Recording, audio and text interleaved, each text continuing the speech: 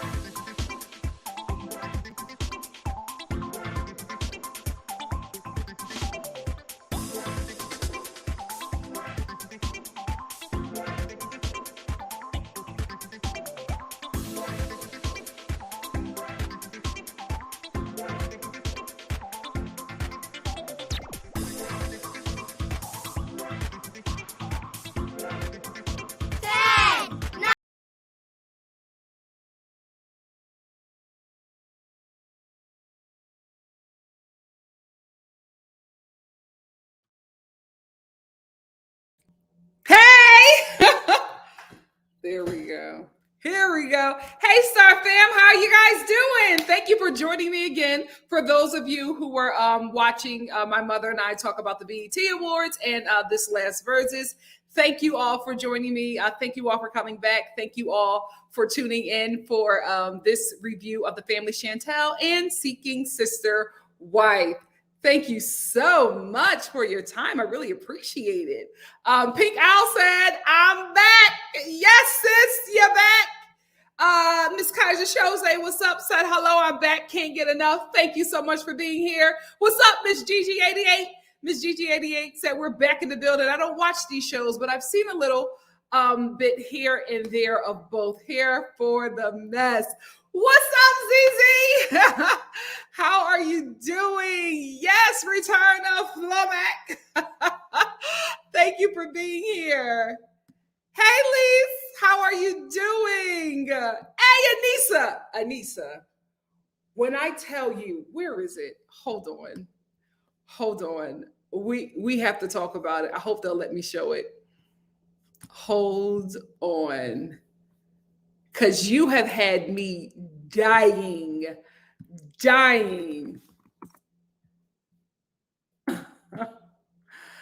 Hopefully it'll let me show it up here. Anissa.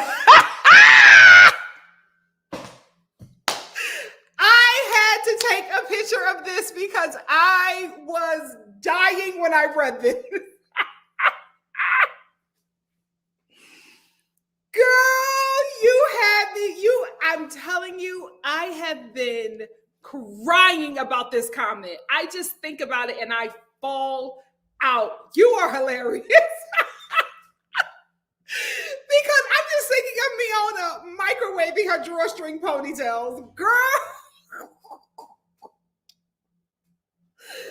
I'm telling you, when I go back and read these comments, y'all, I'm telling you guys, y'all have me in tears. Y'all are hilarious. Child. Why would she say that? Why would she say that? Because I've been thinking about that ever since.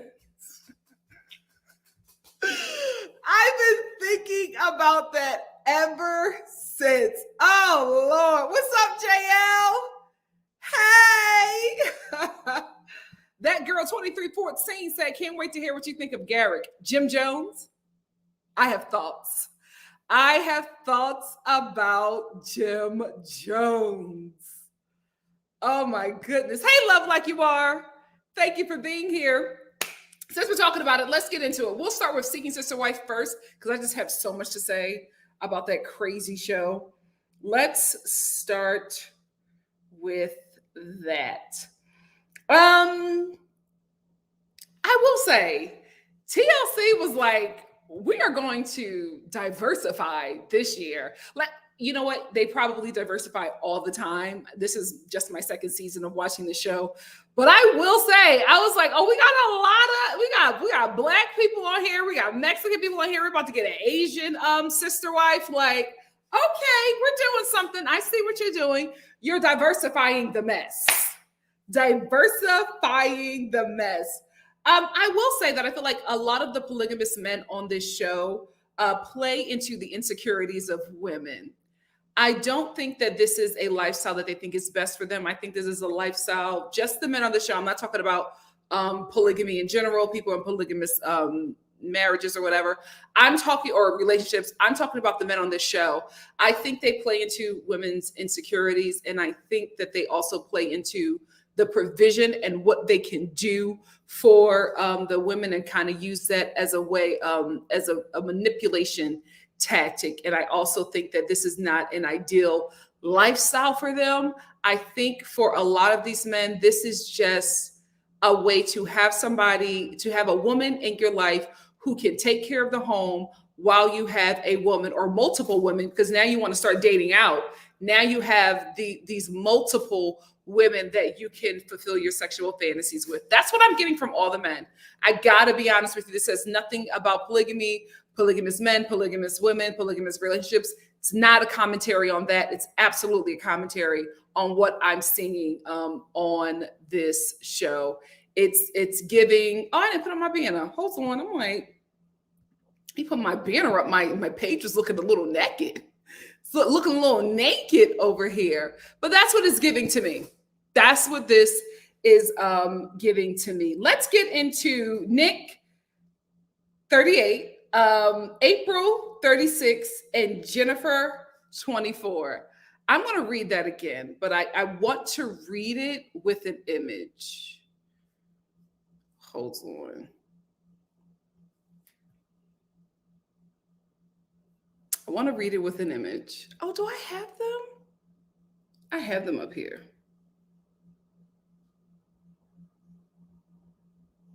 I have, yeah, here they go. The Davis family. Okay, I'm going to read this again. Nick, the mid-sized man in the middle, 38. April, it's a Caucasian woman on the, whatever this was, the one with the side bang.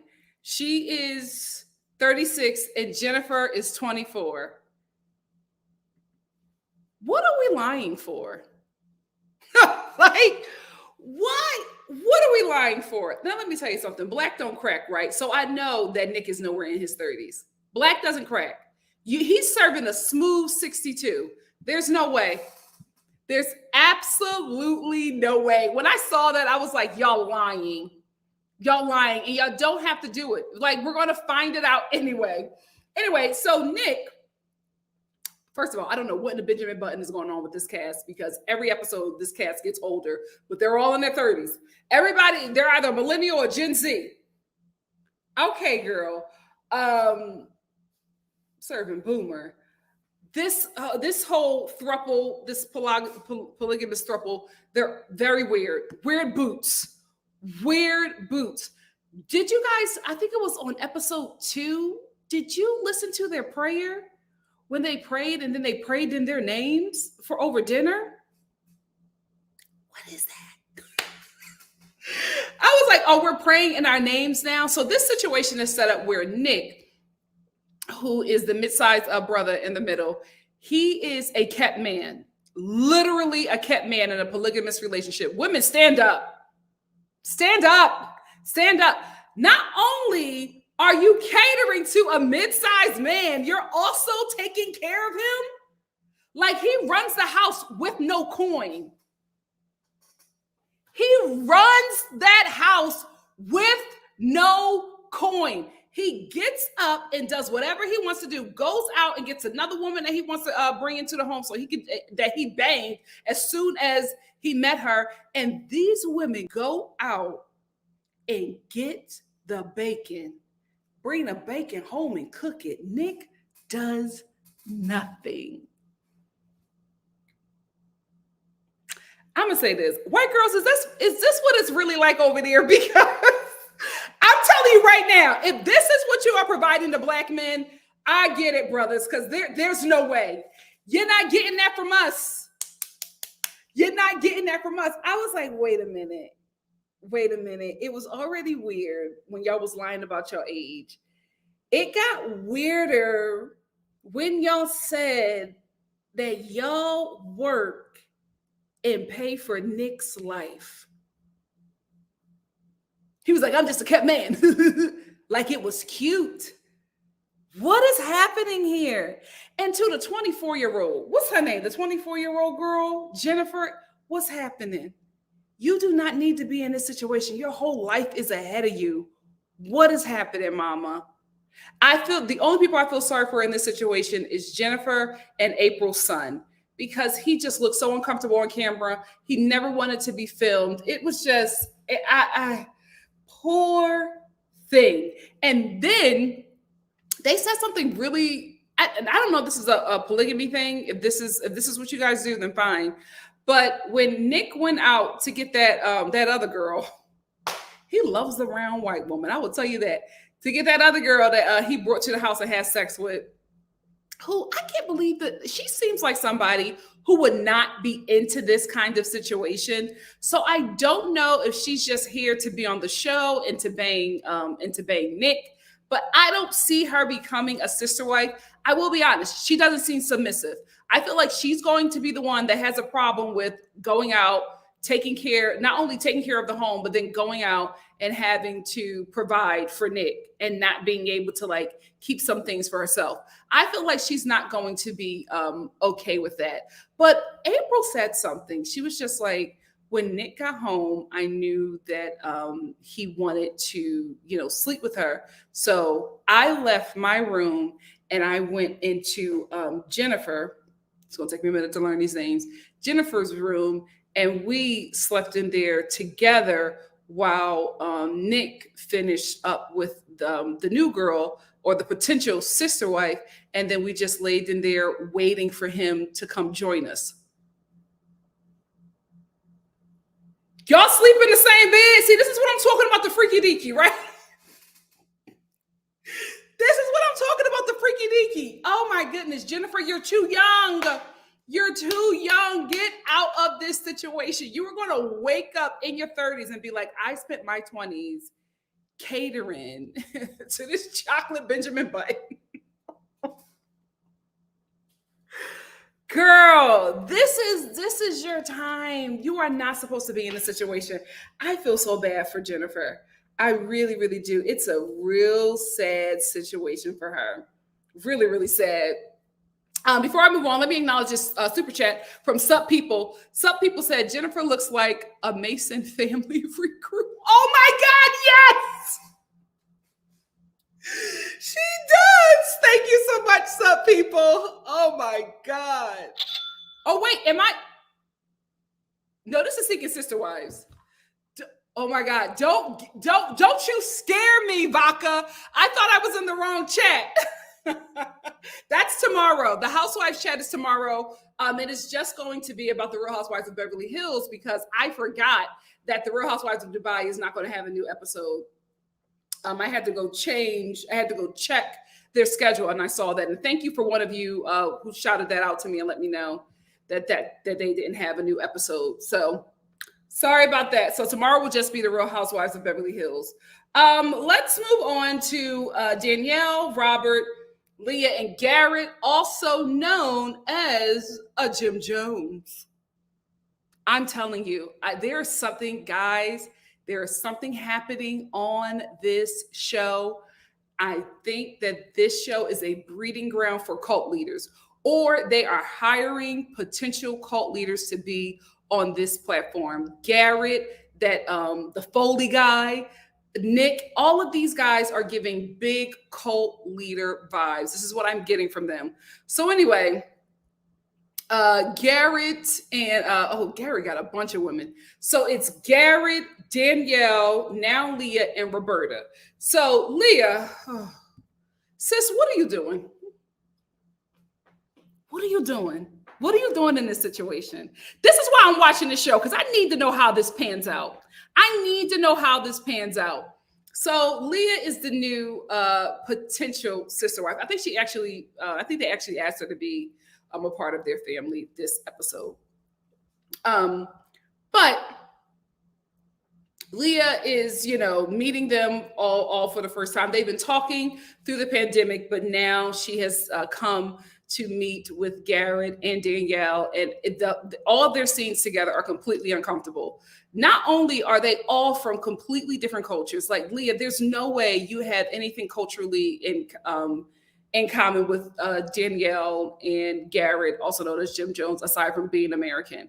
You guys have such different cultures. They even asked you to explain yourself when you say things, and Danielle is it's always acting like she's scared of you because she doesn't know if you're about to beat her up or if you're just joking. Like, there's so many cultural cues that she is missing.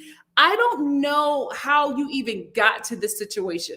I hope that you are doing this show for exposure, because I just do not believe that you are actually attracted to Garrett and want to be a sister wife with Danielle. Since we're here, Danielle and Garrett give me freaky deaky. They give me freaky deaky. They give me this whole thing of, oh, God told us this, God told us that. They're lying, right? The thing is, they got married very young.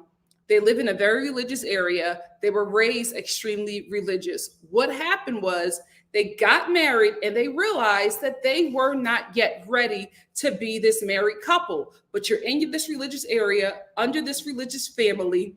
Obviously, the family got money and they control certain things, because they kicked Garrett off of their land when they found out that he really wanted to go through with marrying Roberta and being a polygamist, right? So there's a lot of control there. And I think it was better for them and their understanding to stay together and explore sexually than separate and have all of these issues and drama, because divorce is very hard, but especially when you are financially dependent on your families, especially when it's frowned upon in your religion and where you live. So I think that they just decided to stay together and explore sexually. And now they do all this stuff of saying, well, God said this and God said that, because Danielle is like, God said we need another sister wife. And I approached Garrett about it. No. Y'all both want to have sex with a Black woman. That's what's happening here. I'm telling you, Garrett got his rocks off with the little Brazilian chick, Roberta. Now it's like, you know what? Let's try Black. I'm telling you, I feel like the next sister wife is either going to be Mexican or Asian. I'm telling you that right now. I think this is what they're doing. They are exploring sexually in the confines of marriage and saying that God said these things so that they will feel safe speaking about this and not feel like they're being judged or like they're doing anything wrong, because Danielle can just blame it on the Lord. Well, the Lord said that he wanted me. Well, God said, I swear, forgive me, Father. The way that Garrett and Danielle talk about the Lord talking to them, there's no way anybody can get a prayer through, because he obviously spends a lot of time, all his time, talking to Danielle and Garrett. Can't nobody else get a prayer through. That's why we're going through all of this, because Garrett and Danielle have the lines to Jesus Christ blocked up with all of their prayers and talking to him and all these requests and everything. I feel like they do this so that they don't have to take the onus or responsibility of wanting to explore sexually. I think this is what's happening. And I feel like if Leah really gets into this relationship, when everything falls apart, Leah gonna start talking. Leah gonna start talking and be like, well, he took us to one of his unfinished properties and he wanted to do an interracial orgy. I'm telling you that right now. I wouldn't put it past Jim Jones. I wouldn't put it past Jim Jones. Leah, there's no way your clam is jumping. There's no way your clam is jumping for Garrett. There's no way. When he talks to her, it's so weird. It's so, well, that's a lot of hours at your job. That's no way, Leah. Not you. No way your clam is jumping for Garrett. But let me tell you something. Danielle's clam is jumping for Leah. Let's tell the truth and shame the devil. Let's tell the truth and shame the devil. Garrett is just like, well, me, Leah, and Danielle, we were talking, and Danielle fell asleep in Leah's lap while me and Leah were talking. What's going on? What's going on? Something's happening here. I'm telling you, when this falls apart, Leah gonna start talking, and baby, that's gonna be a key. That's gonna be a key. When Leah start talking and telling it, I'm telling you that right now. Anyway, Leah in this episode talked to Garrett, and she's just like, well, how many sister wives do you want? And he was like, well, I'm thinking 5 is enough for me. He wants more. And I'm telling you, each wife is going to be different. I'm telling you that right now. He is building his little cult, his little sexual exploration cult. This is why I just say, just wait, guys. Just live your life, explore your life. If you're super religious, listen, just sin a little bit, okay? Because this is what happens when two religious 19-year-olds get married, become husband and wife, and start having all these kids. Then they get to 25 and they realize, well, I think I want something else, or I want to do something different, or I want to try these things and I want to try that. But now you're full-blown religious parents, so you can't do too much. But now that Garrett's business is Garrett has a home building business. I know that's not the term for it, but he has a home building business. So now he's financially independent, because he was even saying that to Leah. He was saying, well, you don't need to work all the time because I have my own business. So I would more or less want you to be home. See, that's a red flag, right? Having them out of the workplace. I just want you home. I'll provide. I'll take care of everything. That is how these men control these women, with provision, because Leah has a job that she enjoys and she works 12 hours.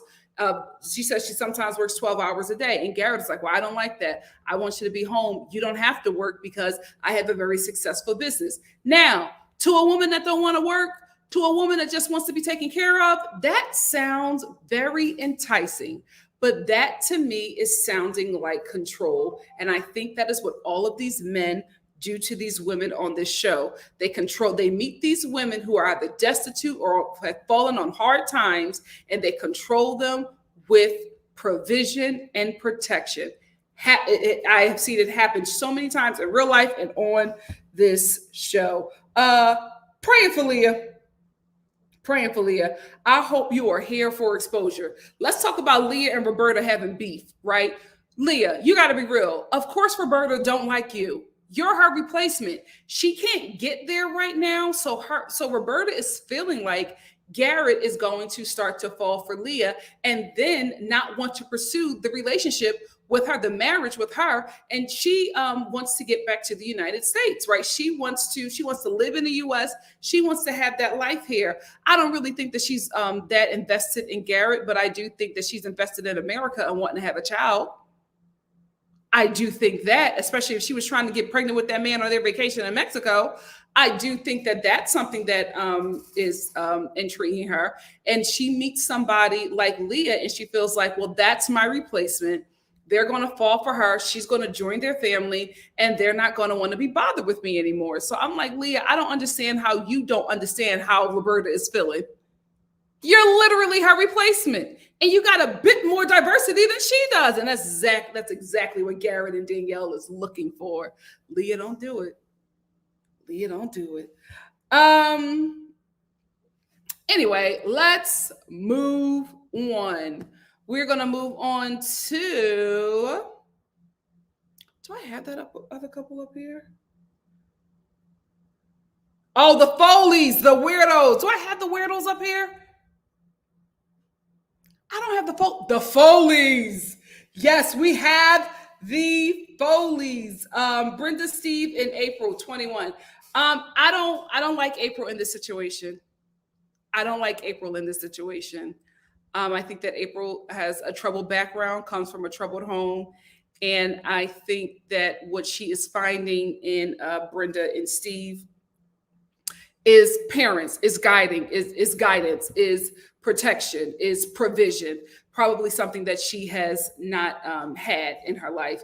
And I'm just very concerned. I'm very, very concerned. I'm also very concerned about these couples that go after somebody very young, right? Because Brenda, why would you want a sister wife that's 21 years old and you're, what's she lying to say? You're 38. Let's be real. Brenda, why would you want a sister wife that's 21 and you're 47? Like, why would you want that? Why? Like, Brenda, this episode is crying about how she wants to be closer to April, but I'm just like, you'll never be closer. You guys are 20 years apart. 20 plus years apart, because I don't believe that 38. I'm sorry. You guys are 20 plus years apart. How close are you going to get? I feel like you don't need me. I feel like you don't want me around. And I want us to be sisters. I want us to be more than best friends. I want us to be sisters. She just met you. Right? Like, you guys are not even in a relationship like this. And then Brenda says, I feel like you're closer to Steve than you are to me. Well, yeah, she's closer to Steve than she is to you. Why? Steve has a penis and money. She's 21. Were you not 21? Like, that's what's intriguing. This older guy that is probably sexing her crazy and taking care of her, right? Paying for her Coachella tickets, paying for her to live the life that she was probably not able to live before him. That's why she's so into Steve and not into you, because you are a hindrance. And I also feel like what's happening with Brenda is that she is starting to feel like she is going to go the way of the first wife. I think that Brenda is watching Steve train her replacement. And I think because she was the hot brown thing in this polygamous relationship when Steve was with his first wife. And I think when she was brought in, she was the hot new thing. And then the first wife was just like, this ain't working for me. And she left. Now Brenda is starting to see the same thing. How you get them is how you lose them. Right? So Brenda is starting to see the same thing. So I also think her insecurities are coming in and she's vomiting that on April. But April is just like, I'm not here for you. I'm here for him. April has no need or no interest in building any kind of relationship with Brenda. And I think she knows that she can do that because she is the number one in Steve's heart. That's what Steve does. Like, when Steve is in his relationships, when one sister wife gets old, he brings in a newer model. This is what you signed up for, though, sis. This is what you signed up for. Like, you were April at one point. Now you're the ex-wife. Now you're in the place of Steve's first wife. Let's move on. Let's move on to the Epps family. Another person that is far too young to be in this situation. India, I want you out of this. I want you out of this. Marcus, Taryn, and India. I just can't believe that these mid-sized men got these women like this. This is another situation where it is obviously this relationship is built off of provision, because Marcus was first married to Taryn and they have children together. Did you know that he had 10 kids? I literally Googled his name because I was looking for a better picture than what I had. I can't find really good pictures of them. So I was looking for a picture, and you start to Google and all this stuff comes up about him. First of all, not only does he have 10 kids, he's a whole slumlord. He was just in court not too long ago because one of his residents was suing him because a resident at one of his properties was burned over, half of their body. And he was in court for that. But he's also had somebody, a woman was murdered at one of his homes that was running an illegal club. He had to go to court for all of that. He got a lot going on. But I think it makes a lot more sense now how he has Taryn and India like this because of provision. Because Taryn talks about how Marcus is a little cheater. Little cheater, right? And that's what's the issue that she had with him in the relationship. And he started cheating on her with, they said that they weren't together, but he was messing around with India and, she left him, right? So in their confessional together, Marcus said, Taryn came back because she knew she couldn't do it without me. Basically saying that she was financially struggling with their, I believe they have one child, with their daughter while she was away from him. So she decided to come back because it was hard out there without him providing for her. And then when she came back, Marcus was just like, well, I realized that, I don't want to be without India. So I talked to Taryn and I asked her if she is okay with me in India and her being in a relationship, and Taryn was okay with it. So now we're at the point where Marcus is now looking for a new sister wife, because here is the thing. Taryn and India are married to Marcus. Marcus is married to the streets. Let me tell you what. Let me tell you something. Eeny, weeny, teeny, super polygamous husband. He is for the streets. He went on a one date with this woman, and he came home and was just like, "I want to know when does the sex happen?" Like, you went on a one date. India's the only one who's making sense. India's like, absolutely not. You're not going to sleep with this woman. Like, you want to have sex with this woman while you're married to the both of us, and you want us to be okay with it. Is she going to be a sister wife? You don't even know if we vibe with her yet. We haven't even got to that process, but you just want to have sex with her. So India clocked him, right? She knows exactly what this is. He just wants to have sex. He just wants to have sex with somebody else outside of them. And the new girl is into it, right? But India's not here for it. Taryn is just like, well, he could do whatever. I just don't want him to tell me, because I think that Taryn is just there for the provision. I don't think she wants to be with Marcus, but it seems like Marcus, who has a lot of properties where they live, has a nice little coin and is able to take care of them. And Taryn doesn't have to work because Marcus takes care of everything. I don't think she cares what he does either way, just as long as she is financially kept. And that seems to be the theme happening on this show, where these women, aside from Nick, where these women are in these situations with manipulative men who are manipulating them with provision. I think that's the same thing happening with the Foley family. I think that's the same thing happening with Garrett, because he makes a lot of money from building his homes, just like Marcus makes a lot of money from, renting out his properties. So there is this umbrella of financial care that all of these women are under, and they much rather just settle for this uncomfortable situation than to get out and do it on their own, like how Taryn did. And like Marcus said, she found out that she couldn't do it without me. I hated that part. But Taryn is, she's just like, I don't care what he does. He can sleep with her. Just don't tell me. Like, she just does not care. She's checked out. And India cares so much because she's really, into this man. She loves him. But I'm like, India, you're 30. Get out while you can. This is supposed to be the best season of your life. And you are sitting here being played by this mid-sized man. I mean, he's not no Andale, okay? He's not no Andale. He could, listen, as much as I love that man, he could not have me in a situation like this. Absolutely not. Me or nobody else.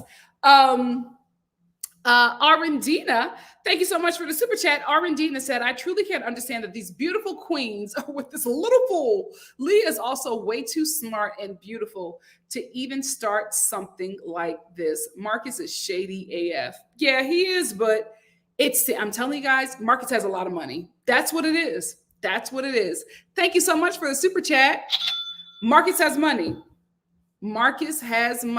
He owns a bunch of properties, and he can afford to take care of them. And he can afford to take care of this next sister wife who was looking for somebody to take care of them. Listen, if Nick Cannon can do it, why not Marcus? Thank you again, Arendina, for another super chat. Arendina says, a lot of ladies are finding out what karma means. It's sad, though, that some of the women are as lonely and are isolated. Absolutely. That's what Brenda's feeling. Thank you so much for the super chat. Because Brenda said, she was just like, I feel like even though I'm here with you guys, I feel alone. I feel by myself. I feel like I don't have anybody. Because you're feeling what the ex-wife was feeling when you came into the picture. That's what it is, Brenda. Unfortunately, it's karma. You were April at one point. And now here we are. Let's end. India, again, you're far too young to be latched to some slumlord with 10 kids. 30, girl. This is the time to get out. I will say this. From what I see of India, I'm seeing some cracks. I'm feeling like she might be the one to break free, because she's seeing that now Marcus just wants to use this, I want to audition new sister wives to see if they work, but she's realizing that this is just a way for him to have sex outside of the marriage. She's waking up to it. Taryn sees it, but she doesn't care. She just wants to be taken care of. So she's like, let him do whatever he want to do. Let him be with the other ones. I would not be surprised if she's like that lady on the Sister Wives show, who when one of the ladies divorced, like the guy, that blonde guy, this lady started to divorce him.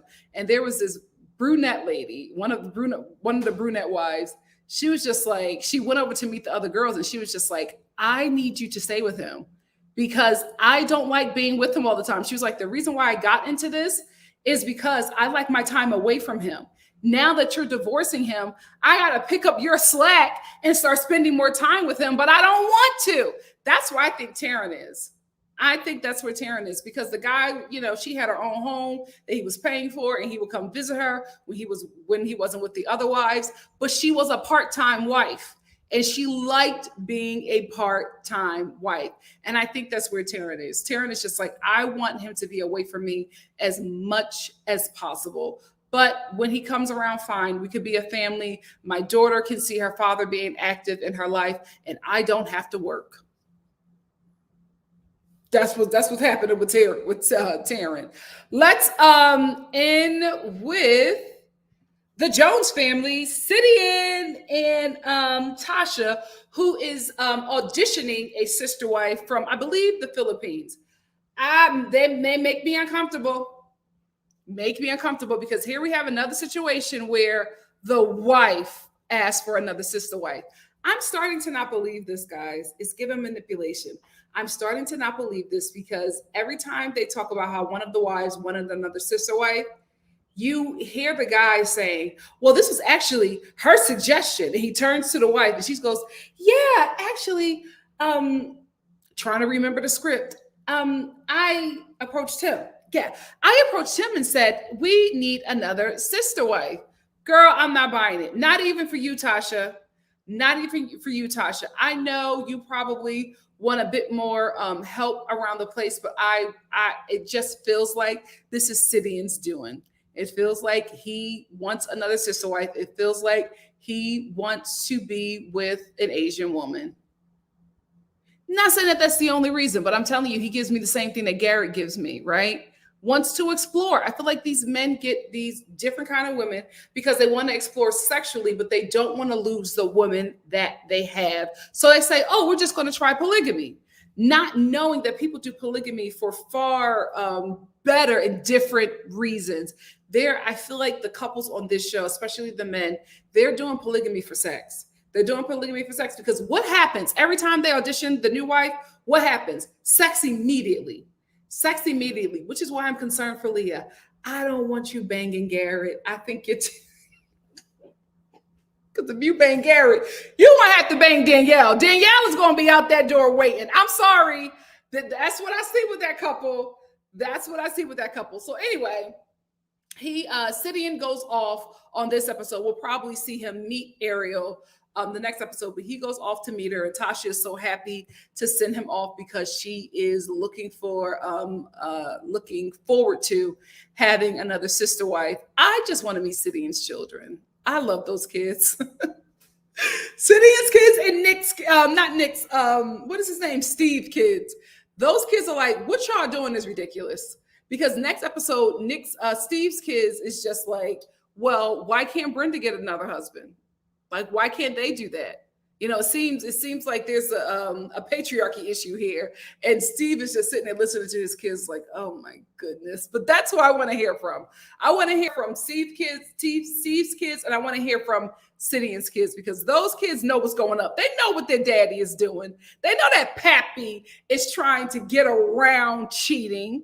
Like Marcus's sister wife the new sister wife that he's trying to bring in. India asked her, why do you want to be a part of this polygamous situation? She was just like, because men cheat. The bar is in hell. The bar is in hell. I will say this show it remains creepy. It remains creepy because these couples always, these thruples or whatever, always tend to prey on somebody very young. You saw what happened with that Black family last season when they went after that sister that was in her 30s, her late 30s, and they were both saying, we knew we shouldn't have went after somebody so mature because we knew that she would kind of be set in her ways and have her own mind.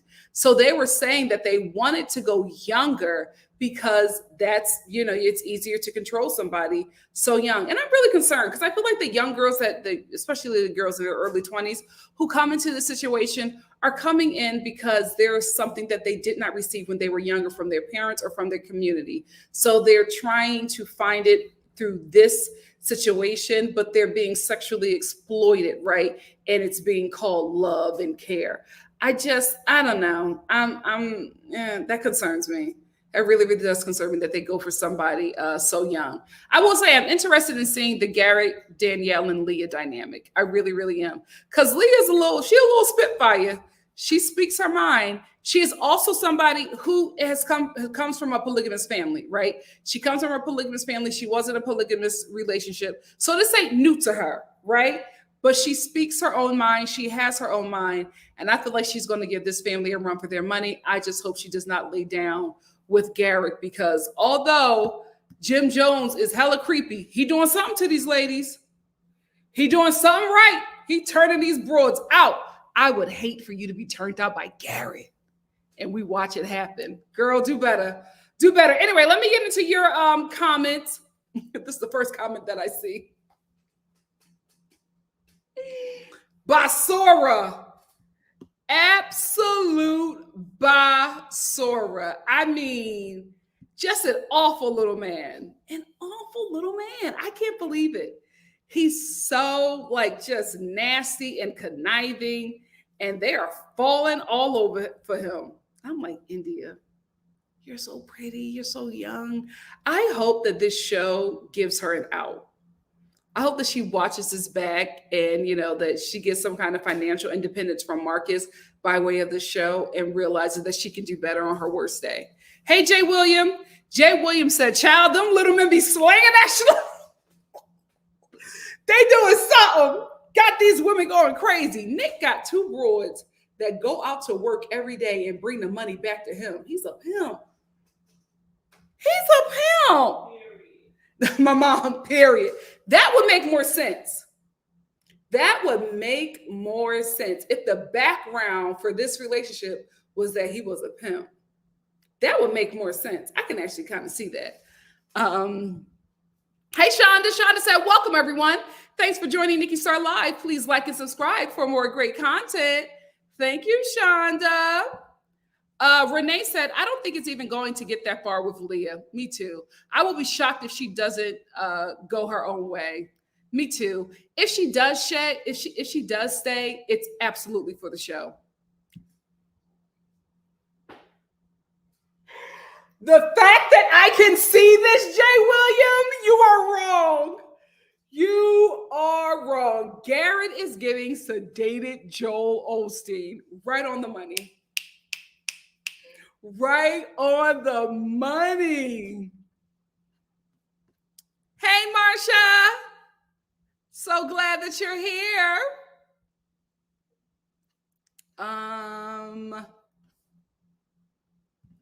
Aaron Dina said, Leah needs to leave. No idea what someone would even see in Garrett. Just awful. I'm hoping that she sees the TV show. I really, really am, because she was kissing him and they were holding hands and he's rubbing on her. Leah, don't do it, sis. Don't do it, because you may come into this situation trying to play Garrett and you might get caught up. You might get caught up. Lord knows what Jim Jones is doing in the bedroom. You might get caught up. Jay Williams said, Garrett don't want Leah in the slightest. When he met her, he said, wow, you're tall, which he already said he was unattracted to. Yeah, because Garrett is that kind of guy, right? If a woman is taller than him, he feels inadequate. So he has to have women where he puts these women in a financial destitute situation where their whole means of survival is through him, which is why he wants Leah to leave her job, but not before he smashes her. He may not marry her, but he's gonna have some fun. He's going to have some fun if she's not smart. I hope she. Jay, I'm going to put you on timeout. I'm going to put you on timeout. Oh, you are on fire today. Oh, gosh. Not like this. Not like this. Not like this. Hey, Chloe. Chloe Duke said, I honestly feel like Leah signed up for the show to get with the Snowdens, who are also in California, but they got the boot. Quite possibly. That would make a lot of sense. That would make a lot of sense. Renee also said, does India not understand she is in a polygamous relationship? Now, India knows how Taryn felt as well. Yeah. See, I think this is another thing that's happening. The second wife is now starting to feel how the first wife felt. And the first wife is now looking at the second wife like, yeah. So that's how it feels. Like not even protecting her or being her sister through this. She's letting, the second wife stew through what is happening because that's what happened to her, which just proves my point that these women are never in it from jump. It's always some manipulation by a man. Always. Always. Indy said Taryn is a part-time lover. Yeah. She was just like, he can do what he wants, just don't tell me. And I'm like, oh, you really don't care. You're checked out. You're checked out. But she's here so her daughter can be around her father and so that she can have somebody that provides for her. Because Marcus made sure to let us know that when she left him, she realized that she could not survive without him. He made sure to let us know that. And what did Taryn do? Just look at the camera and go, girl, you better get a job and get free. Hey, Miss Casey. Miss Casey said, so glad I caught alive. I'm going into a meeting now, but just wanted to say hi, Nikki and the Star family. Hey, Miss Casey. How are you? Thank you so much for joining me. It is. It is. I was like, that's her name? That is a very specific Black generational name. Oh, goodness. Oh, I missed that part, Renee. I didn't know that they used to be coworkers. Did you know that they were both arrested? Child, all you have to do is Google these people's names. I literally was just Googling their names to find pics of them. And Tasha's mugshot came up for domestic violence. Miss Tasha Jones, sweet little Tasha Jones, domestic violence child. Everybody on this show got a pass, honey. A pass. Hey, Love Like You Are. Love Like You Are said, why couldn't they get someone from their community instead of getting someone abroad? Come on, to use and abuse them knowing that they have power and privilege. That's what I think it is. Also, City wants somebody who can't leave him, right? Because it seems like everybody that he gets, aside from Tasha, leaves him. And just like Jay Williams said, a Sidian is insecure, he'll want who wants him. I think that's what it is. And I think with getting somebody who is solely dependent on him, because, they're taken away from their family in a foreign country, they can't do anything without, him providing that for them. So I think that's why he wants to get somebody who lives in the Philippines, because she can't leave. And it seems like everybody he brings in leaves. Hey, Nisha, what's up? Hey, Michelle. Michelle said, I don't watch this show, just here to listen to Nikki. Thank you. Curious if you watched the new doc series, Sweet, Pray, and Obey. These men have 20 plus wives. Most are underage. I have not. Here is why. I haven't been in the space to watch that yet. I have to be in the space because that documentary, the trailer alone, seemed very heavy.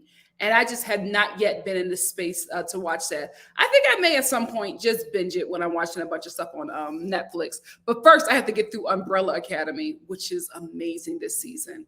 I do not know why Netflix did not promote that show like that. It's been so good. So good. But you would not have known that the new season was up if you didn't have a Netflix membership.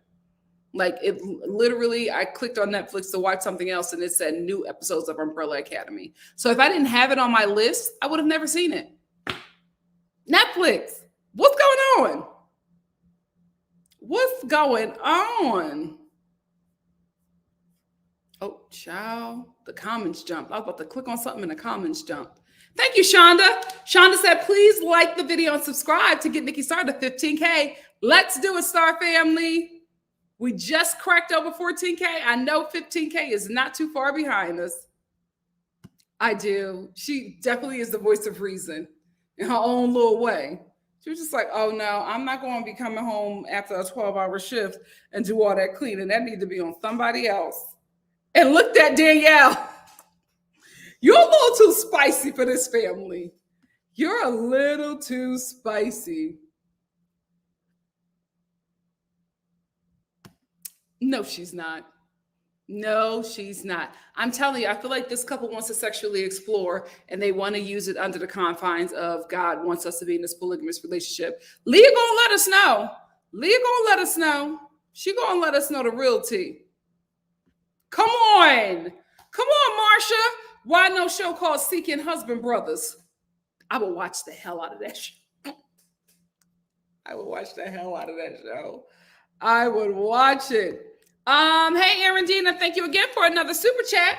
Arendina said, word on the street is that Roberta left Garrick and starving and praying her jealousy away, Danielle. Garrick definitely is not attracted to Leah. I don't see it either. I see him being attracted to her for, something else, but I don't see him being attracted to her as somebody and being a sister wife, right? Because one, like we mentioned before, she's taller than him. Two, she's very independent. He cannot mold her mind like he can mold Danielle's. So I don't see her making it, but I see her telling all the tea when everything does go downhill. And I'm looking forward to that. Thank you, Arendina. Thank you. Yeah, it seemed the trailer alone. And I remember the story when it came out years ago. I'm not in the place yet to watch that. So, no, I can't. Yes, there's a new season. I'm halfway through. And it's great. It's an amazing season. Like the first few episodes, you're going to be crying, because there's a huge character shift with one of the leads. It's a really good show, and I'm so disappointed in Netflix for not promoting that show the way they should have been. I would have never known had I not had that show saved on my list. Would have never known. Did they spend all of their promotion promoting Stranger Things? Maybe that's what happened, but child, Netflix need to have somebody over there who knows how to work with numbers. Because I think what happened with Netflix was that they blew a lot of their money hiring these A-list actors to have them come over and do these big budget movies, gave half the budget to Stranger Things. I don't mind that because they put that money to good use. But I think they put all of their money into these big names and just didn't really save anything for the rest of the the streaming service. And it's starting to show. There was literally no promotion for the Umbrella Academy, and it's one of their best shows. Sad. Me too. I will watch the hell out of it in D&D. I will watch the hell out of it. Oh, thank you, Miss Sanchez. Thank you so much. I'm glad that you guys enjoyed that. We had a fun time. We really, really had a fun time. Please make sure you like this video, guys. Please like, comment, subscribe, and share because you care. Love Like You Are also said, Stranger Things took that 1 million, gave us an excellent season. Yeah, they delivered. I don't mind Netflix putting money into them. They absolutely delivered. I will say, y'all keep on casting these Marvel actors. No shade. I'm not going to take a check out of another actor's hand. But I'm like, if they're getting paid millions of dollars for Marvel, right? And you want them to go from making these big Marvel movies, Disney movies, to come over to your platform and make TV shows or, streaming service movies, you're going to have to pay them a good coin. And because of that, you are doing your business in. Y'all need to go back to the basics, Netflix. which is where you are hiring unknown actors, unknown writers, unknown producers, and giving them a shot to give us good work. That's how we got Stranger Things. That's how we got Stranger Things. Basically, everybody but Winona Ryder was unknown. That's why I'm always like, you got to put some respect on Winona Ryder's name. She is the reason for Stranger Things' success, because none of us would have watched that had it not been for Winona Ryder. So she better be getting the biggest check. Number 1, 11 or whoever, her check better not be bigger than Winona's. We were watching that show because of her. That's where Netflix needs to go back to. Go back to the basics, because y'all messing up your system. Y'all messing up your system. Let me get 2 more comments and then we're going to get out of here. I've talked about everything I need to talk about. Let me know if you guys think I missed something that you want me to touch on. But yeah, I pretty much summed up those couples. Are we going to get another couple, or is this it? I hope this is it. This is far too many people to talk about. Far too many people to talk about. Indy said, I was nearly a 90-day fiance the other way. Oh, getting my groove back. Oh, gosh. With a 6'3" Jamaican, 12 years younger than me. But I'm glad you did what you needed to do. You left that eat, pray, love situation where you found it. That's what you're supposed to do. If you don't do that, you end up like Evie on 90 Day Fiance, trying to make Muhammad into a whole husband. You trying to make that himbo into a husband? It ain't gonna work, mama. It ain't gonna work. Sup, people? Thank you so much for the super chat. Some people said, I need a Muslim family on Seeking Sister Wives. The only reason, because I thought about it for a quick second, and I was like, oh yeah. I just wouldn't trust that. I wouldn't trust it. I wouldn't trust that their story would be handled properly. So I don't know about that. I don't know about that. Hey, oh wait, did I give you this up, people? Thank you. Hey, Queen. Queen said, I saw Soulja Boy from 90 Day Fiance, Lisa's ex-husband, on TikTok yesterday. That's where he needs to be. That's where he needs to be. Hey, Nisha. Nisha said, did we discuss Brenda being ignored by her husband and her potential sister wife? Yes, we did. Basically, I said that Brenda, she needs to stop it. Brenda needs to stop it. Like, it's just very weird to me that she wants this 21-year-old to be her bestie and like a sister to her. It's not going to happen. You guys are 20 plus years apart. You are going to be a mother figure to her. And I think you want to be the girlfriends. You want to go out to Claire's with her and get your ears pierced together. It's just not going to happen. She's going to see you as the creepy old lady.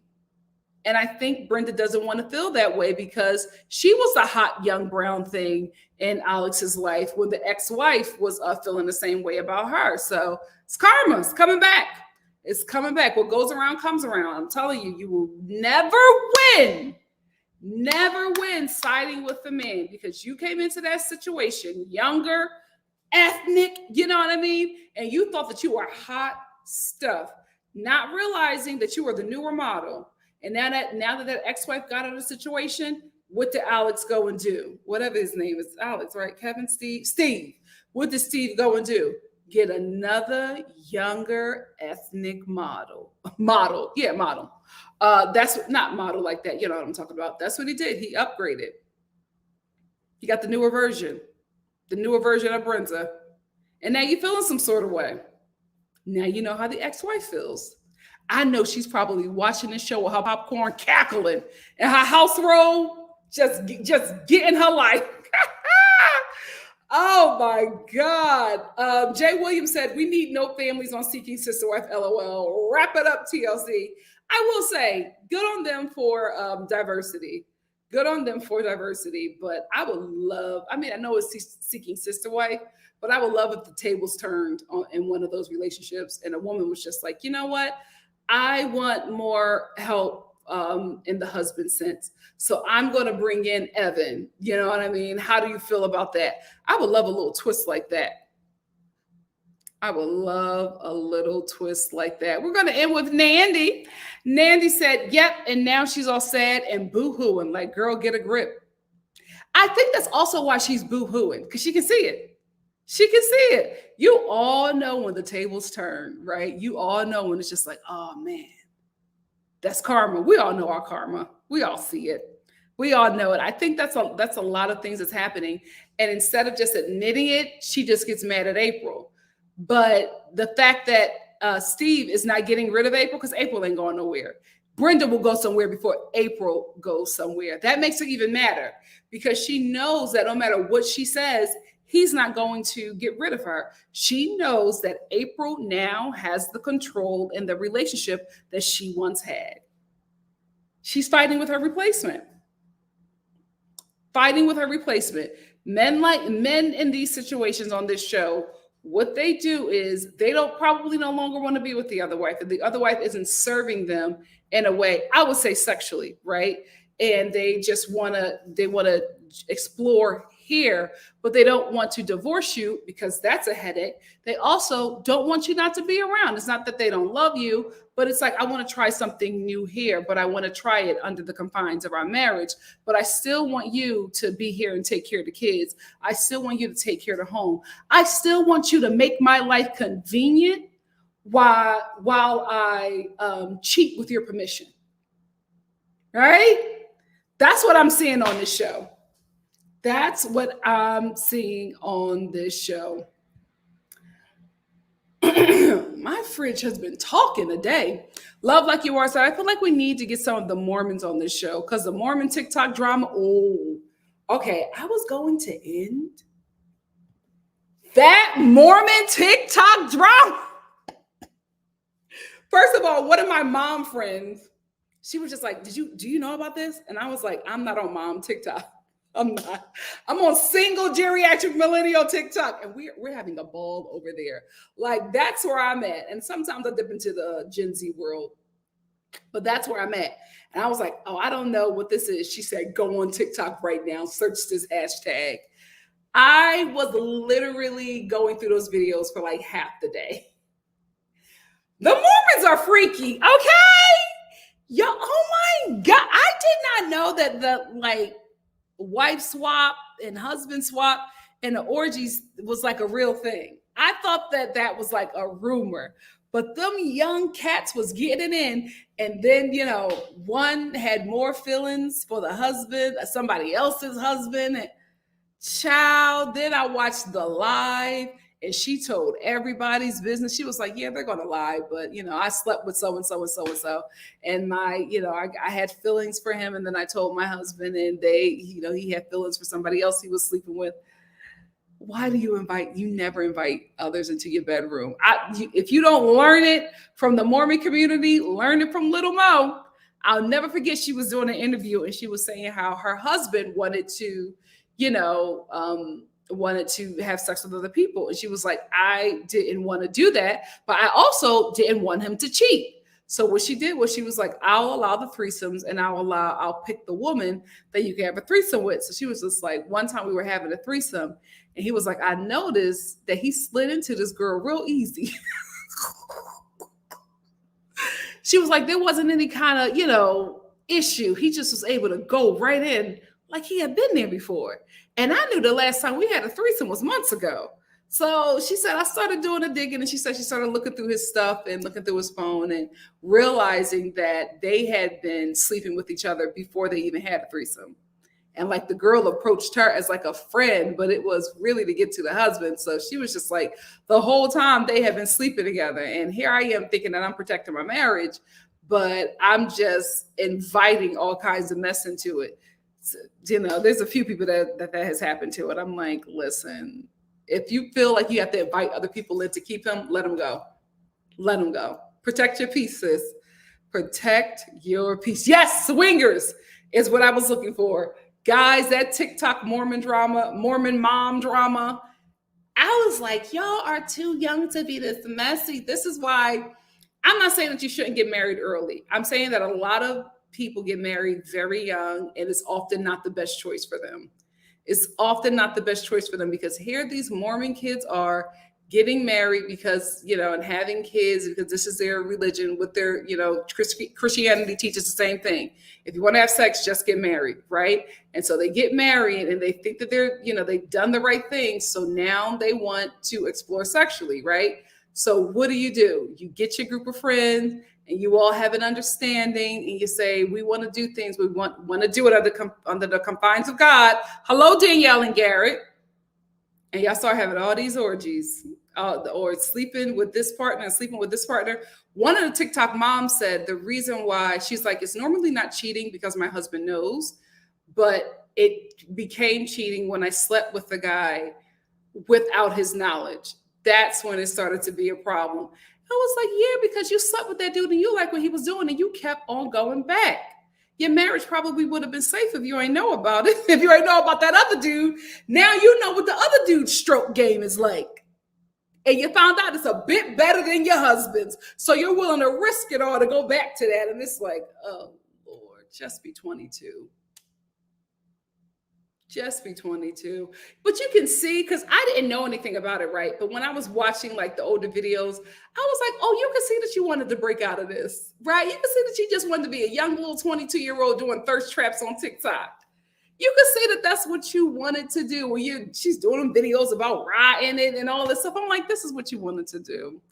But, you're under the constraints of religion and your family and what society will think. It's hard. Very hard being a woman in this day and age. If you could find that interview, she was telling some tea. And I'm like, makes sense. Michelle said Mormons are the new offshoot of the FLDS. I think I know what that means. FLDS. Stay sweet, pray, doc. Oh, that's what that's about. Oh, child. Lord. Yes, it was on the Breakfast Club. It's probably here on YouTube if you want to find it. It's probably here on YouTube. Hey, Buddha. Thank you for joining me.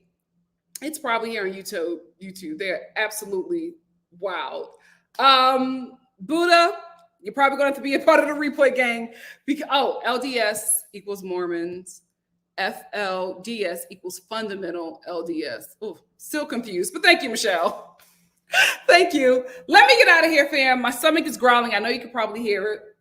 Let me get out of here, and I will see you all tomorrow for the Real Housewives of Beverly Hills. I'm still watching P-Valley, catching up on that today, and then I'm going to catch up on the Real Housewives Ultimate Girls Trip.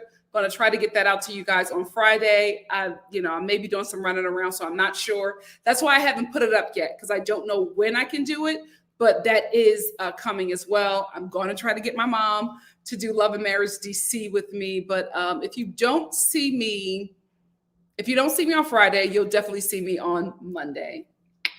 Thank you all so much for joining me. This was a good time. I'm glad that you could make this live. Robin said, I'm also glad that you're reviewing this show. Yeah, it's a lot. It's a trip. We're going to have a good time. Yes, I just have to catch up on Love Island, Sasha. I actually forgot that Love Island comes on every day. I forgot about that. I thought it was like a weekly show. And then when I went to go watch it, I was like, how many episodes behind am I? The season just started. So I forgot that it was a daily show. So I just have to go and watch and catch up. And I think I might just do like 3 reviews when the show is coming to an end, because I honestly forgot that it was an everyday show. Girl, but it looks good. I knew I was forgetting something. I was just like, this seems very short. I am so sorry. Thank you, Areli. I was like, this review seems very short. I totally forgot about the Family Chantel. Let's get into the Family Chantel. Thank you, because I was like, this was a short one today, wasn't it? Thank you, Areli. Thank you, guys. I got it, Jutley. I got it. Let's talk about the Family Chantel. I am so glad that Pedro and Chantel have moved on from playing broke.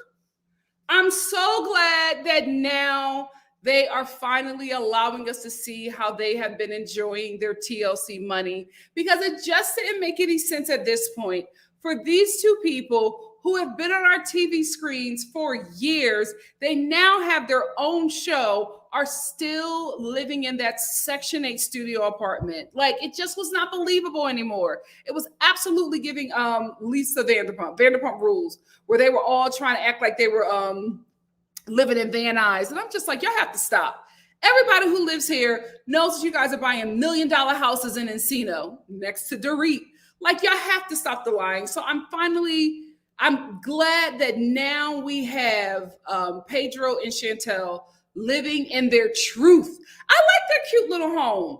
I didn't mean to say it like that. It's not little. It's a cute house. I like their house. They do both have an issue with decorating. There's a decor issue with this couple. I don't know why. They just have never been able to decorate a home. And you can't blame it on them being young. They're almost 30, if not already 30, and still playing like they're in their 20s, because everything is a lying reenactment on the show. Pedro, we ain't forgot about that stunt you pulled with your father. Okay. So maybe that's, something that they're playing with, like, oh, we don't have the furniture and we can't afford those things yet, knowing good and well your furniture is probably in storage while the show is filming. But at least they're not playing like they're that broke anymore. Chantel is still playing like, she wants to be a nurse and not a reality TV star. But girl, go ahead. Girl, go ahead and live your life. I feel like we can move on from Pedro's sister. I think we can move on from Nicole. We can move on from Pedro's nasty mom, and we can move on from Alejandro. I'm not interested in their scenes. I'm really interested in Chantel and Pedro and how they interact with her family. I like Chantel's family. I think they have a really interesting storyline. We have Winter, who is taking us through her weight loss process, as she has weight loss surgery. The only question I have about that is, Winter, why did you get your weight loss surgery done in Mexico? That was a bit confusing to me, because I'm just like, first of all, Chantel's family already had money when we met them. Y'all getting paid from TLC. So I know y'all got a good coin to pay for this surgery in America. And I know with Winter being overweight, all America tries to do is get people skinny. So I know they probably could have been covered in her insurance. So I just don't understand why she went all the way to Mexico to get that done. Not saying that Mexico isn't safe and that the doctors are incompetent. I'm just saying, I don't know why you would go to another country to get that work done when you can get it done here in the United States. Now, if it's because it's cheaper, that's another thing that's concerning me, because I'm just like, you guys are making money off of this show. So I don't understand, but I'm still here for it, right? Winter is still currently being stalked by the Hotep ex. I'm glad she broke away from him. I'm glad that she broke away from him, but the playing up that for him to be a stalker is a little bit uncomfortable. I hope we don't see him anymore after that last episode, but who knows? Who knows what's going to happen there? But I'm happy for Winter. I'm glad that she's moving on. I'm glad that she's growing up, coming into her own. I'm happy for Fall. Fall moved out, cut his hair, got his own little cute place, was able to set his place up and have, a nice space for Chantel to run to when she was having problems with Pedro, who I feel like is faking depression.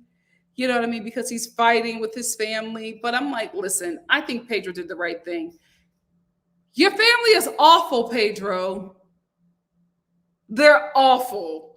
Your mom is nasty. Your sister is nasty. Like, your sister comes to see you, throws a glass at your mother-in-law, barely misses her and Chantel, and then screams that you had sex with Karima. I will say, I felt like Chantel moved on from that real quick. Real quick. I would have been like, why did your sister say that? I would have been like, you know what? After Nicole calms down, I want to talk to her. because did Pedro really sleep with Karamo? Like, why would you say that? And I think that that's probably why Pedro is not entertaining Nicole or really dealing with her, because she said that. And I think he probably wants to keep her away because there might be some kind of truth to that. And the only reason why I say that is because Pedro this season, well, not this season, always acts like he cannot stand Chantel. Even Chantel said, "You don't like me and you don't love me. Because if you do like me and love me, you would treat me better." And I was like, "Yep, girl, you're right. You're right. He doesn't treat you the way that you should be treated." Chantel and her family are a lot, but Pedro, that girl has went all out for you. She loves you, and you are just dedicated to these video games and your messy family. But I think we can move on from his mother and sister. I just don't think they bring anything to the show but negativity. Speaking of Pedro's mother and his sister, how the hell did Nicole become a pageant contestant? Like, does the Dominican Republic not get 90 Day Fiance there? Have y'all seen how violent Nicole is? How did she become a beauty queen? I'm so shocked. I'm so shocked. I'm even more shocked that she thought that she had a shot. I'm even more shocked that she thought that she was going to win. I'm even more shocked that her mother had the audacity to body shame those beautiful women. Now, I'm not saying that Nicole is tender-eyed, but what I will say is that she had great competition up there on that stage. Mama, you're delusional. She spent so much time dragging those beautiful bodies. And I'm like, are you dragging the ladies' bodies because you're hurt that your daughter didn't win? Or are you hurt that you don't look like that? Because those girls were giving body, yaddy, yaddy, looking great, makeup, hair, outfits, everything was nice. I'm like, Nicole, you had great competition up there. I'm sorry, you weren't even in the room with the top 5. How dare you? The first girl that they called, I was like, ain't no way her and Nicole gonna be in the top 5 together. I'm sorry. When that freaking Dominican Naomi Campbell walked into center stage, I was like, there's no way she's sharing the top 5 with Nicole. Am I lying? Am I lying? I just could not believe that her and her mother were so delusional. Her mother was so delusional. Like, you couldn't even feel bad for Nicole in that moment, because in the moment that she's crying and disappointed, her mom is dragging the contestants. She's dragging the voting committee. And I'm like, are you guys ever nice? Are you guys ever humble? Do you guys ever have a heart? Watching this show, I have never been able to feel for that family recently, right? In the beginning, I did not like how Chantel's family was acting towards Pedro's family, right? But I feel like at this point, the family Chantel has made so many, strides and have reached out and give these people olive branches, and they still are just so negative and violent. And I'm like, what are y'all going to do when a child comes in the picture? Like, Pedro's mom a couple of episodes ago is just like, oh, you love them, you want to be with them, then fine, you be with them and you never talk to me. I'm like, so what if he has a grandchild? Like, then what are you going to do? Like, you guys are not trying to make this situation work. I think that's why I can't take them. They don't try to work out anything. As soon as they get together, they're in their confessionals, Pedro's mama and his sister in their confessionals, talking about everybody in the family, saying that nobody is genuine. I'm like, oh my goodness. Even if they're making an effort, you're shooting it down, but you still want to eat off these people. So what is it? If they're terrible people, why do you want those terrible people's funds? If they're terrible people, why do you want to be on the platform? If Chantel is so horrible, why you want to be on a platform that has her freaking name in it? It's not the family Pedro. It's the family Chantel. We know who the star of the show is. Like, what are we doing? What are we doing? They're just so negative, and it's not enjoyable. It's not enjoyable to watch. And I think at this point, I don't think that the producers is making them be that way. I think this is who they are, which is why I'm shocked that Nicole was allowed to participate in a beauty pageant. I'm like, have y'all not looked at her history? There's no way you have not watched this show. If you allowed her to be on that stage, because they allow her to be on that stage, my one thought could only be they did that for exposure. right, for American exposure, because they knew that she would bring the cameras and film this process. That's my only thing. That's my only reason for saying that they would allow her to perform in a beauty pageant, is because they wanted to get American eyes on this pageant. That's the only thing that makes sense. That's the only thing that makes sense. Outside of that, I don't know. Back to Fall. I like him. I like Fall. What's his name? I forget it. Winter and Fall. He has a name. It's not Fall, but y'all know what I'm talking about. I like Fall. I like that he's growing up. I like that he has a much better relationship with Pedro now. I enjoy their scenes together. I like that he's, moving out on his own, living in his own home, and he's just enjoyable to watch, especially in the confessionals. I feel like he is just a younger, sweeter version of his dad. I enjoy watching River. That's his name. I enjoy watching River. He's just so adorable inside and out. Inside and out. He's just a sweeter version of his pops. He really, really is. I talked about Winter's surgery. Pedro and Chantel. Their marriage looks awful. Like, they make marriage seem like something you should never do. Right? They're just never happy. We've never seen this couple genuinely happy. We've never seen them, like, I don't even want to say this, but it's just like, do they have good sex? Like, is anything about their relationship good? Because y'all don't like each other. It's very apparent there. Y'all don't like each other. Y'all keep on getting into these little petty arguments.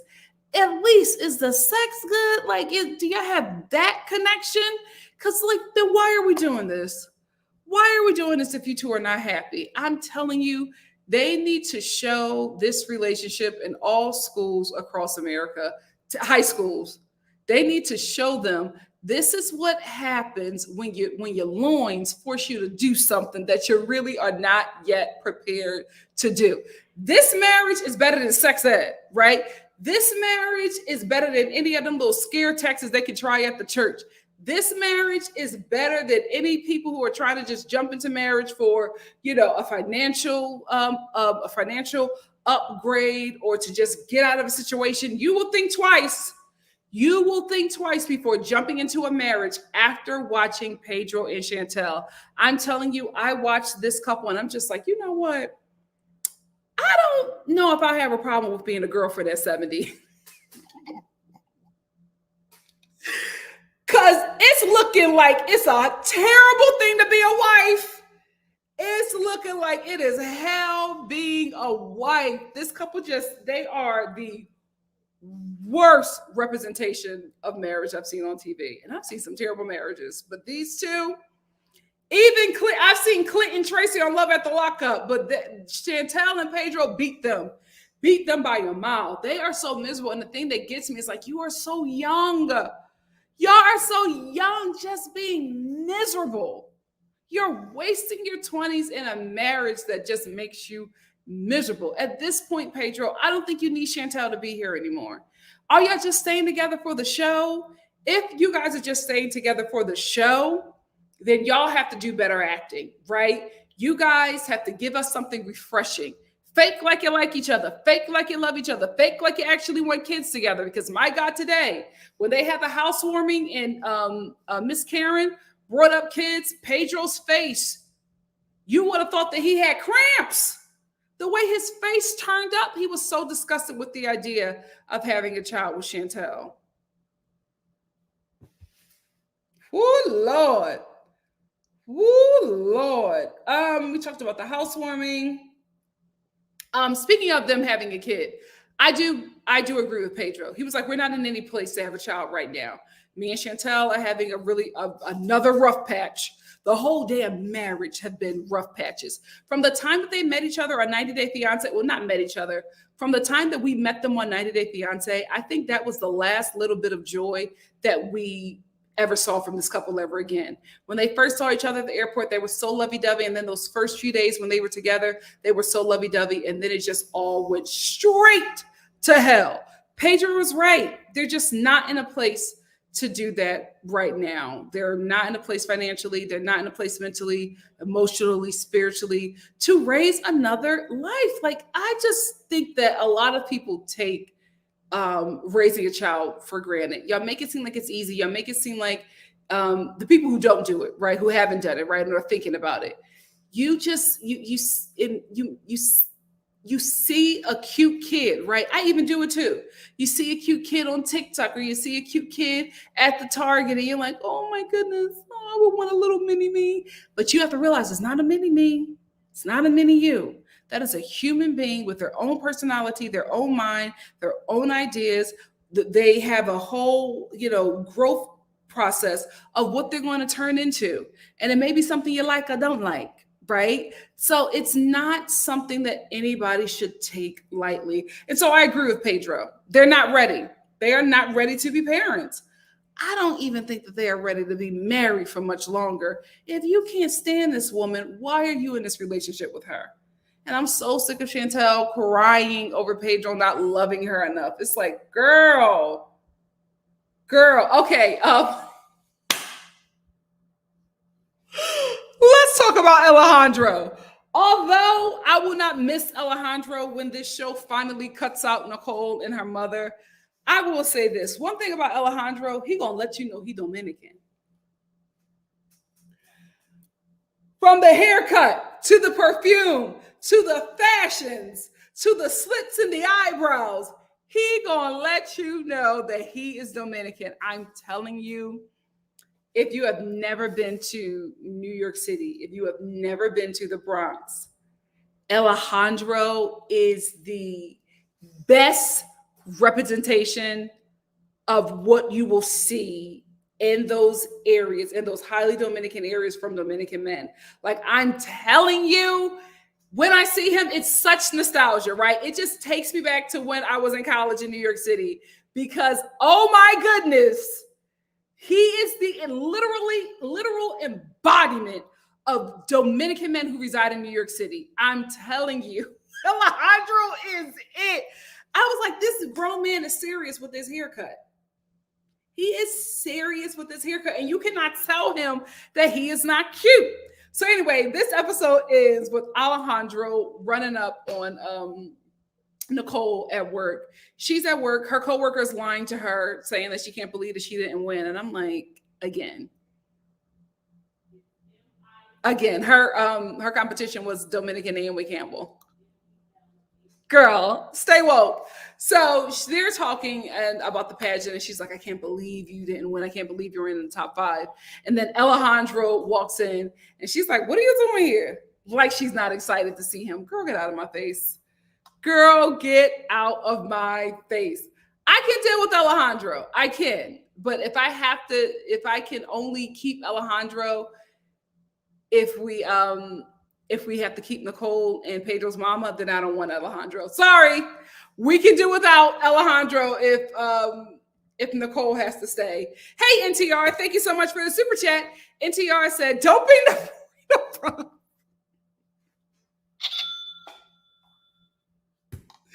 Let me tell you something.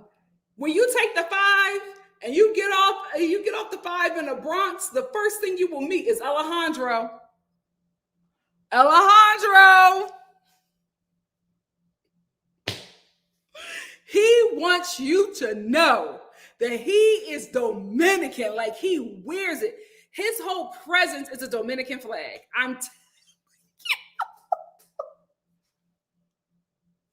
I love it. I love it. Stay true to your roots, baby.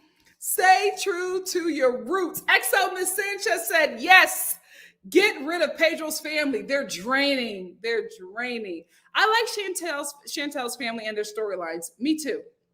Me too. Aurelie said, I feel like Pedro is checked out of the marriage. I feel so too. I feel so too. Everybody is agreeing. That's the thing. If it's way cheaper in Mexico, then I'm like, where is the money going? Because the family already had money, right? So then you got money on top of TL, and then you have TLC money. So it's money on top of money. Why are you doing a cheaper option? I wouldn't play with my body like that. XO Miss Sanchez also said, I just can't get over how Pedro's mother and sister try to look more and more like Chantel and Karen. Let's talk about it. I'm like, Nicole, you don't like Chantel, but every season you're morphing into this woman. So do you really not like her, or are you obsessed with her? I will say this. I think Nicole wanted for Chantel to be like a big sister to her. And I think when Chantel rejected her that one time, it didn't sit right with her. And she's been hurt ever since. She's been hurt ever since. Oh, it's getting dark and my lighting is changing. Child. I can't wait till my background gets here. Oh, God. My background should be here shortly. Everything is shortly. Everything is shortly. I'm telling you right now, if you're thinking about moving, wait. Wait. It's the worst time to move. Worst time to move. I keep on I'm 2 weeks away from getting all of my La Crusade, all of my La Crusade pots and my star pots. So close to it being here. I can't wait. I have all these meals that I'm making because I'm using these cheap Target pots because I just don't want to get new pots. I'm like, I have good pots.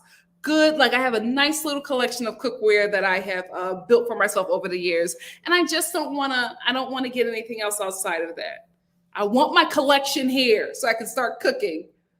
Oh, you think so, Aurelie? About Nicole looking for a new storyline after Alejandro left? It could be, because it was out of nowhere, her mom wanting her to be in pageants. I'm like, really? You violent child? Okay. I will say, I'm glad they moved on from all the women in Pedro's family are hoes. I was like, what is it? Last season was a mess. When the mom, Nicole, and the grandma was just like, yeah, we sleep with men for money. What about it? Your father was a trick. My father was a trick. Her father was a trick. Like, that's what we do. We go after the men for the money. I was like, yo, let's dial it back. I couldn't believe the grandmother. I was like, not you saying that you was an old hoe. What is happening here? I'm so glad we have moved on from that. That was disturbing. I really felt bad for Pedro. Pedro was in the woods crying. He was like, my mama a hoe, my grandmama a hoe. My sister, she a hoe. Poor thing. Poor thing. I'm glad we have moved on from that storyline because that was something else. That was something else. I swear, Pedro is the Binion of this show. I'm telling you, he has a different career path every season. Every season. I don't know what he's going to do next season, but I know it's going to be something different. It always is. Hey, Renee. Renee said, it just goes to show who Pedro's mom really is. If she had 1 ounce of graciousness, which she doesn't, she would have complimented how beautiful all the contestants were. Yeah, she's just nasty for no reason. No reason.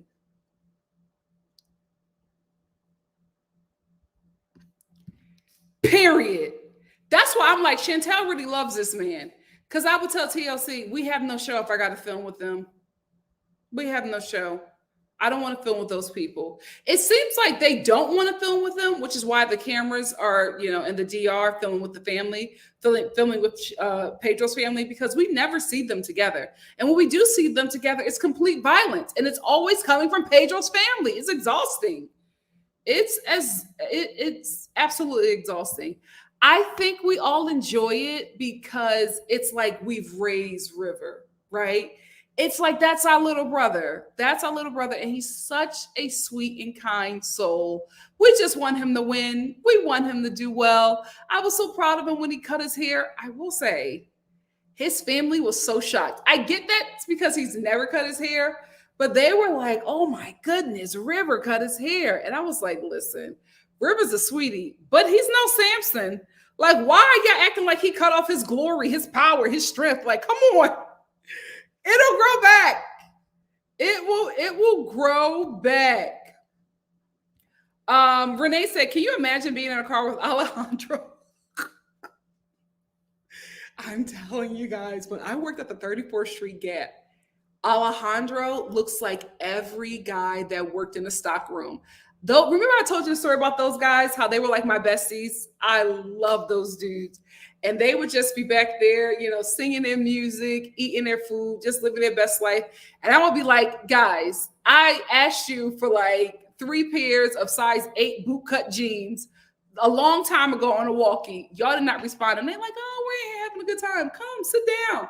They were like, give me food and everything. And I'm like, I gotta go back to the floor. And I'm like, take a breather. They were so sweet. I love them. But they also would teach me like curse words. And I remember I said something like while we were all hanging out. I think it was during a holiday party. And I said one of the things that they told me. They were like, Nicole. I was like, what? It was like, no, you don't take that out of the stock room. Like that stays in the stock room. But Alejandro looks like all of them. All of them combined. All of them combined. Oh my goodness. And I said all that to say they love their cologne. They would just be back there, tight jeans, Timbs, just spraying everything. I miss those boys. Probably men at this point. NTR. Oh, I got this one. I got the super chat. Did I have another from you? Let me know if I missed out. But I got this one. Thank you so much again, NTR. Girl, Shein. I had points that I needed to use, and I just got a box of door knockers for free. Y'all better use them Shein points and write your reviews. Aurelie said, how is it possible that Black Karen is so likable? Because Pedro's mother's just being so awful and unreasonable. Oh my goodness. Tracy said, I walked out of my meeting and all I heard was the cranny and old hoe. I'm sorry. But do y'all remember that episode? They were all like, we're all hoes. It was like they were at an Amber Rose slut walk. They were like, she's a hoe, she's a hoe, she's a hoe. We're all hoes. All of your fathers were tricks. They were Johns. We didn't know them. We were just having sex with them for money. I was like, even if that's the truth, don't say it on national TV to your son. Whoo, that was an episode, baby. Yeah. I'm sorry, Pedro. I'm sorry. He took off running into the woods like, what is his name? Paul. He's like, I don't know. I can't believe it. I realized, my family, they use men for money. Listen, I'm glad we moved on from that. I will say that scene had me in tears for days. I could not believe that all the women in his family was like, we're all hoes.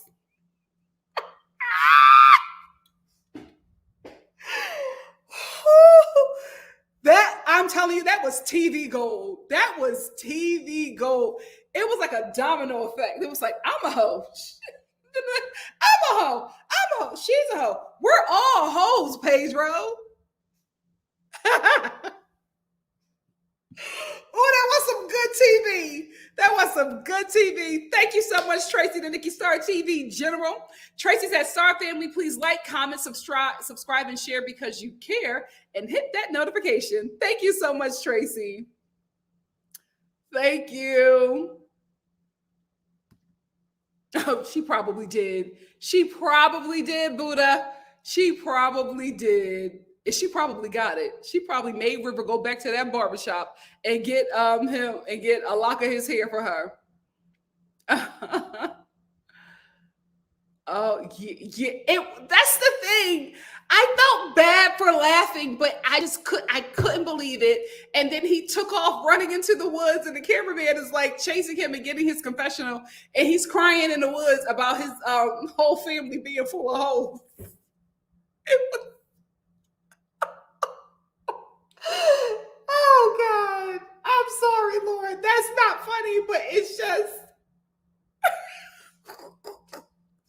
it was grandma for me. When grandma was just like, I'm a hoe, like we're hoes, like this is what we do. Like, how you think we survive? We survived through tricking men. What did you think, Pedro? How you think we got all this? We tricked men. That poor boy. That poor boy. You know what? Now I understand why he's depressed. He hasn't recovered. He hasn't recovered from that last season. Child, this probably wasn't the best thing for y'all to do, to keep on filming during Pedro's hurt. Michelle said these men stay running into the woods. I miss Paul. We gotta have him back on the show. We gotta have him back on the show when he runs into the woods with them big boots. TLC, you gotta go back to the characters that made this platform. I feel like y'all keep on finding these new people, and I think it's the same thing happening with the housewife shows, is that you're getting people who are fans of the show, you're getting people who have studied the show, and they come with this manufactured drama that's just not interesting to watch. We want the people who actually have chaotic lives to be on this show. Like, let's film the chaos and let's get into it. Let's film the chaos. Nancy said Paul was such a mess. Never forget. Yeah, I don't think we'll have him back on the show because him and his wife are a bit too toxic for TLC. Okay, a bit too toxic for TLC. So I don't think they'll ever be back because Paul's Instagram is a mess. It's a mess, but I do miss him. I miss his mom who wants nothing to do with him. I miss his mom who only wants to see the baby, for like 2 seconds. And then she's like, oh, I got my own life. That mother said, I raised my kids. Oh, I'm done. I can't help you. When Paul went to her house and she was like, you can't come in. I don't want you in here. She was like, I've done all I needed to do. I'm not housing you anymore. I'll come see the baby. And she literally came, saw the baby, held him and put him down and was like, well, I'm going to leave. It was good seeing you. I miss her. Oh, that was some good casting back in the day, TLC. You had it right. You had the right formula, 90 Day Fiance. I don't know what happened. You had the right formula.